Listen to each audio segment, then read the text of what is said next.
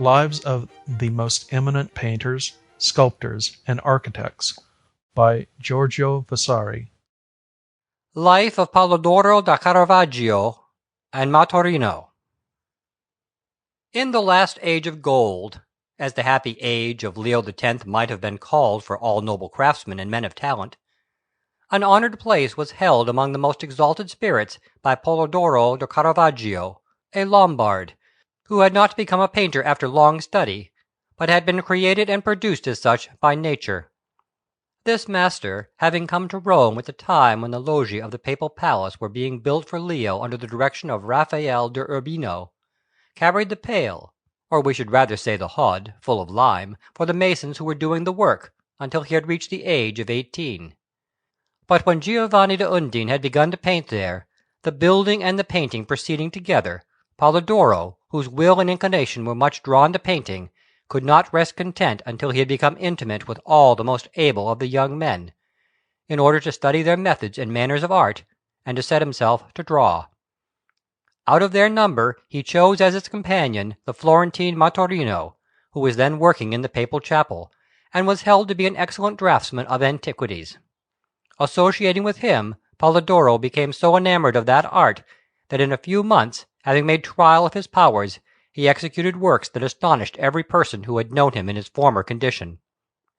On that account, the work of the loggia proceeding, he exercised his hand to such purpose in company with those young painters who were well practised and experienced in painting, and learned the art so divinely well that he did not leave that work without carrying away the true glory of being considered the most noble and most beautiful intellect that was to be found among all their number. Thereupon the love of Maturino for Polidoro, and of Polidoro for Maturino, so increased that they determined like brothers and true companions to live and die together, and uniting their ambitions, their purses, and their labours, they set themselves to work together in the closest harmony and concord. But since there were in Rome many who had great fame and reputation, well justified by their works, for making their paintings more lively and vivacious in colour and more worthy of praise and favour, there began to enter into their minds the idea of imitating the methods of Baldassare of Siena, who had executed several facades of houses in chiaroscuro, and of giving their attention thenceforth to that sort of work, which by that time had come into fashion. They began one, therefore, on Montecavallo, opposite to San Silvestro, in company with Pellegrino da Modena, which encouraged them to make further efforts to see whether this should be their profession. And they went on to execute another opposite to the side door of San Salvatore dell'Oro, and likewise painted a scene by the side door of the Minerva, with another, which is a frieze of marine monsters, above San Rocco a Ripetta. And during this first period they painted a vast number of them throughout all Rome, but not so good as the others, and there is no need to mention them here, since they afterwards did better work of that sort. Gaining courage, therefore, from this, they began to study the antiquities of Rome, counterfeiting the ancient works of marble in their works with chiaroscuro, so that there remained no vase, statue, sarcophagus, scene, or any single thing, whether broken or entire, which they did not draw and make use of. And with such constancy and resolution did they give their minds to this pursuit, that they both acquired the ancient manner, the work of the one being so like that of the other, that, even as their minds were guided by one and the same will, so their hands expressed one and the same knowledge. And although Maturino was not as well assisted by nature as Polidoro, so potent was the faithful imitation of one style by the two in company, that, wherever either of them placed his hand, the work of both one and the other, whether in composition, expression, or manner, appeared to be the same.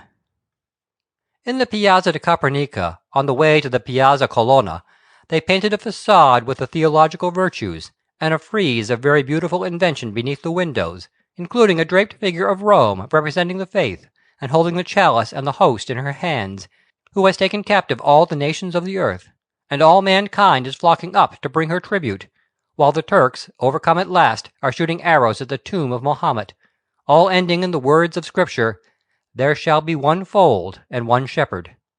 And indeed they had no equals in invention, of which we have witness in all their works, abounding in personal ornaments, vestments, footwear, and things bizarre and strange, and executed with an incredible beauty.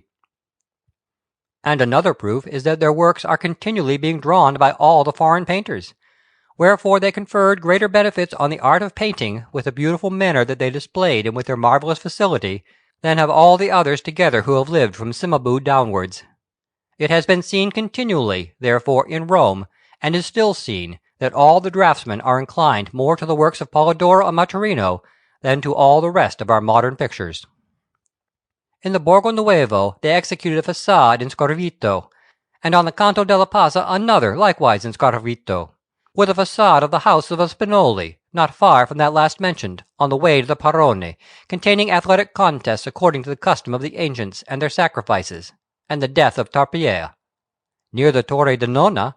on the side towards the Ponte Sant'Angelo, may be seen a little facade with the triumph of Camillus and an ancient sacrifice. In the road that leads to the Immagine di Ponte, there is a most beautiful facade with the story of Perillus, showing him being placed in the bronze bull that he had made, wherein great effort may be seen in those who are thrusting him into that bull, and terror in those who are waiting to behold a death so unexampled,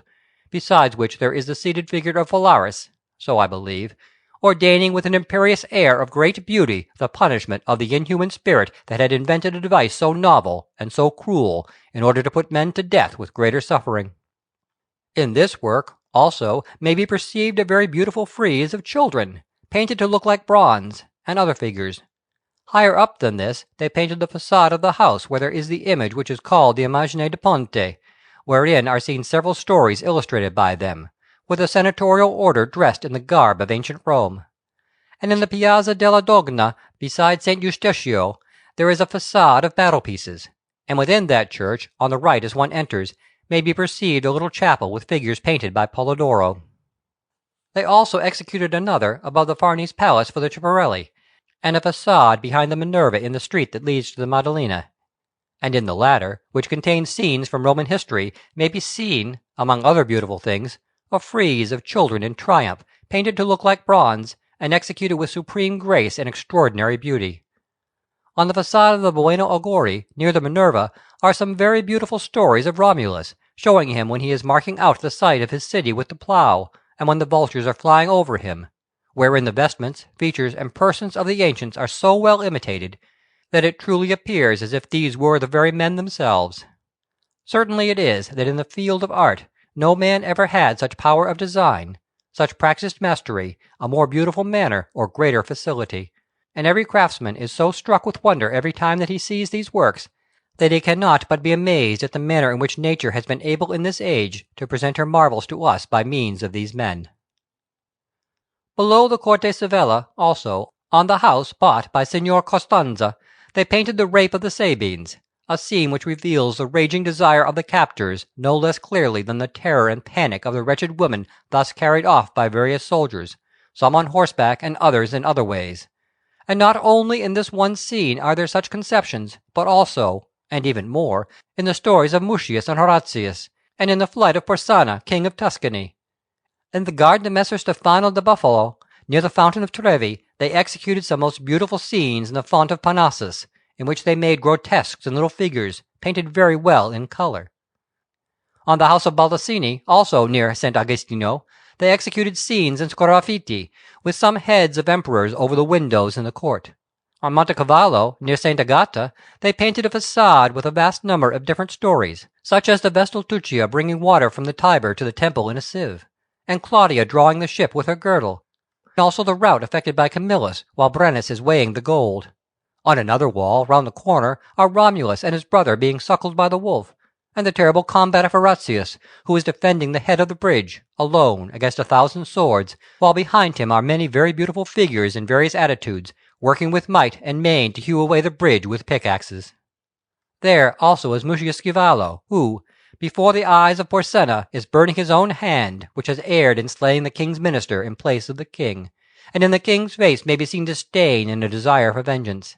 And within that house they executed a number of landscapes.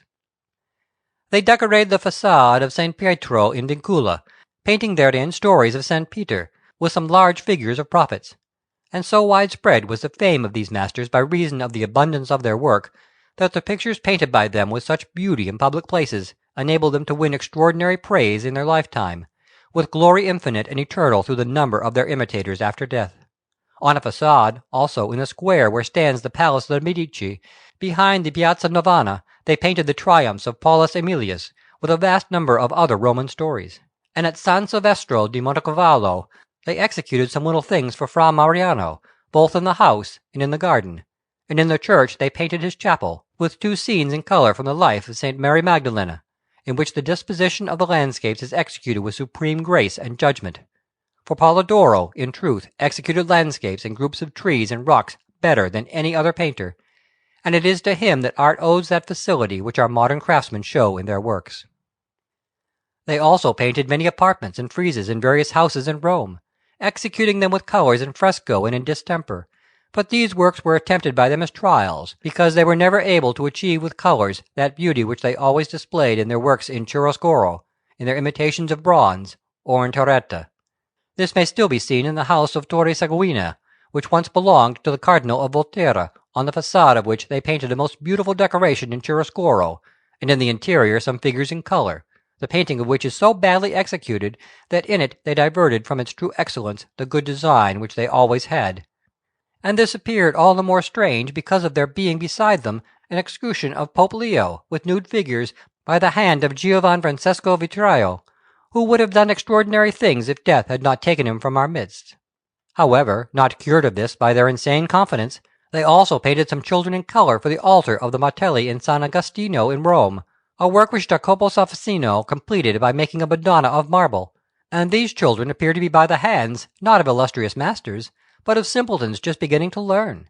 Whereas on the side where the altar cloth covers the altar, Polidoro painted a little scene of a dead Christ with the Marys, which is a most beautiful work, showing that in truth that sort of work was more their profession than the use of colours.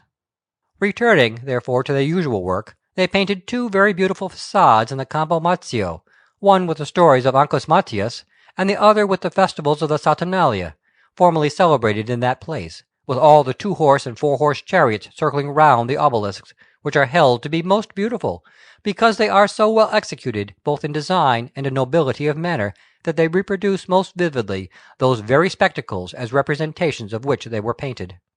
On the Canto della Chiavica, on the way to the Corte Sevella, they painted a façade which is a divine thing, and is held to be the most beautiful of all the beautiful works that they executed. For, in addition to the story of the maidens passing over the Tiber, there is, at the foot, near the door, a sacrifice painted with marvellous industry and art, wherein may be seen duly represented all the instruments and all those ancient customs that used to have a place in sacrifices of that kind. Near the Piazza di Popolo, below St. Jacopo degli Incurabili, they painted a façade with stories of Alexander the Great, which is held to be very fine, and there they depicted the ancient statues of the Nile and the Tiber from the Belvedere. Near San Simeon they painted the façade of the Gatti Palace, which is truly a cause of marvel and amazement when one observes the lovely vestments in it, so many and so various, and the vast number of ancient helmets, girdles, buskins, and barks, adorned with all the delicacy and abundance of detail that an inventive imagination could conceive. There, with a multitude of beautiful things which overload the memory, are represented all the ways of the ancients, the statues of sages, and most lovely women, and there are all the sorts of ancient sacrifices with their ritual, and an army in the various stages between embarking and fighting with an extraordinary variety of arms and implements, all executed with such grace and finished with such masterly skill that the eye is dazzled by the vast abundance of beautiful inventions. Opposite to this is a smaller façade, which could not be improved in beauty and variety, and there, in the frieze, is the story of Niobe causing herself to be worshipped, with the people bringing tribute, vases, and various kinds of gifts, which story was depicted by them with such novelty, grace, art, force of relief, and genius in every part, that it would certainly take too long to describe the whole. Next, there follows the wrath of Latona, and her terrible vengeance on the children of the overproud Niobe, whose 7 sons are slain by Phoebus, and the 7 daughters by Diana, with an endless number of figures in imitation of bronze, which appear to be not painted, but truly of metal. Above these are executed other scenes, with some vases in imitation of gold, innumerable things of fancy so strange that mortal eye could not picture anything more novel or more beautiful, and certain Etruscan helmets, but one is left confused by the variety and abundance of the conceptions, so beautiful and so fanciful, which issued from their minds. These works have been imitated by a vast number of those who labour at that branch of art. They also painted the courtyard of that house, and likewise the loggia, which they decorated with little grotesques in colour that are held to be divine. In short, all that they touched they brought to perfection with infinite grace and beauty, and if I were to name all their works, I should fill a whole book with the performances of these two masters alone, since there is no apartment, palace, garden, or villa in Rome that does not contain some work by Polidoro and Maturino. Now, while Rome was rejoicing and clothing herself in beauty with their labours, and they were awaiting the reward of all their toil, the envy of fortune, in the year 1527, sent Bourbon to Rome, and he gave that city over to sack. Whereupon was divided the companionship not only of Polidoro and Maturino, but of all the thousands of friends and relatives who had broken bread together for so many years in Rome. Maturino took to flight, and no long time passed before he died, so it is believed in Rome, of plague, in consequence of the hardships that he had suffered in the sack, and was buried in St. Eustachio. Polidoro turned his steps to Naples, but on his arrival, the noblemen of that city taking but little interest in fine works of painting, he was like to die of hunger. Working, therefore, at the commission of certain painters, he executed a St. Peter in the principal chapel of San Maria della Grazia, and in this way he assisted those painters in many things, more to save his life than for any other reason. However, the fame of his talents having spread abroad, he executed for Count a vault painted in distemper, together with some walls, all of which is held to be very beautiful work. In like manner he executed a courtyard in chiaroscuro for Signor, with some loggie, which are very beautiful, rich in ornaments, and well painted. He also painted for San Angelo, beside the Pescaria at Naples, a little panel in oils, containing a Madonna and some naked figures of souls in torment, which is held to be most beautiful, but more for the drawing than for the colouring, and likewise some pictures for the chapel of the high altar, each with a single full-length figure, and all executed in the same manner. It came to pass that Polidoro, living in Naples and seeing his talents held in little esteem, determined to take his leave of men who thought more of a horse that could jump than of a master whose hands could give to painted figures the appearance of life. Going on board ship, therefore, he made his way to Messina, where, finding more consideration and more honour, he set himself to work, and thus, working continually, he acquired good skill and mastery in the use of colour. Thereupon he executed many works, which are dispersed in various places, and turning his attention to architecture, he gave proof of his worth in many buildings that he erected. After a time, Charles V passing through Messina on his return from victory in Tunis, Polidoro made in his honour most beautiful triumphal arches, from which he gained vast credit and rewards. And then this master, who was always burning with desire to revisit Rome, which afflicts with an unceasing yearning those who have lived there many years, when making a trial of other countries, painted as his last work in Messina a panel picture of Christ bearing the cross, executed in oils with much excellence and very pleasing colour. In it he made a number of figures accompanying Christ to his death, soldiers, Pharisees, horses, women, children, and the thieves in front, and he kept firmly before his mind the consideration of how such an execution must have been marshalled, insomuch that his nature seems to have striven to show its highest powers in this work, which is indeed most excellent.